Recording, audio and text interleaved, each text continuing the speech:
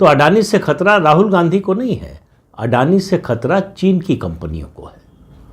तो अडानी अगर नीचे गिरेंगे तो चीन की कंपनियां नीचे गिरेंगी, चीन का नुकसान होगा। तो दरअसल राहुल गांधी चीन की ओर से बैटिंग कर रहे हैं, भले ही औपचारिक रूप से उनकी टीम में शामिल न हो, लेकिन वो जो कर रहे हैं उसका असर यही हो रहा है। और उनको लगता है कि अगर अडानी को गिराएंगे तो भारत का इंफ्रास्ट्रक्चर का विकास रुकेगा, उससे भारत की अर्थव्यवस्था धीमी होगी या उसकी रफ्तार रुकेगी, और उसका नुकसान सीधे सीधे नरेंद्र मोदी की सरकार को होगा, तो नरेंद्र मोदी को होगा।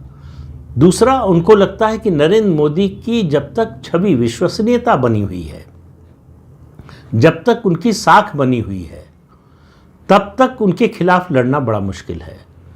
तो नरेंद्र मोदी की छवि पर धब्बा लगाओ, उसको नुकसान पहुंचाओ। तो इसीलिए आप देखते होंगे कि वो लगातार मोदी और अडानी को जोड़कर बोलते हैं कि अडानी जी के दोस्त हैं, मोदी सब पैसा जो है, मतलब, और उसमें वो किस हद तक चले जाते हैं कि आपको सुनकर बातें बचकाना लगेंगी।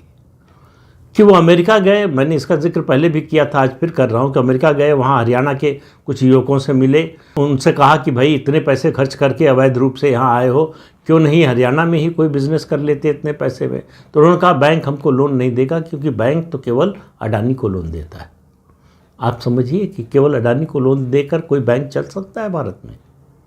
ये जो बैंक इतने हैं पब्लिक सेक्टर बैंक, आज उनकी सेहत इतनी अच्छी है जो पिछले 77 सालों में नहीं रही है।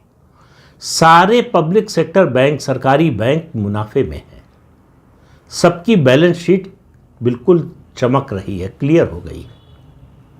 जो लग रहा था कि कौन सा बैंक कब बंद हो जाएगा कुछ पता नहीं, एनपीएस आसमान छू रहे थे, वो सब खत्म हो गया। लेकिन राहुल गांधी को ये दिखाई नहीं देता। देश में क्रेडिट ऑफटेक कितना हो गया है ये उनको दिखाई नहीं देता।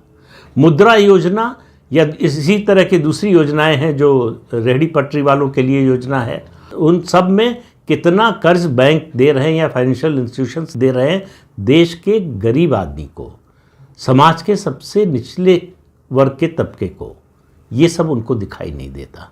उनका सिर्फ एक ही एजेंडा है कि मोदी सब कुछ अडानी को दे रहे हैं, अडानी को बेच दे रहे हैं, अडानी को पोर्ट बेच दिया, एयरपोर्ट बेच दिया।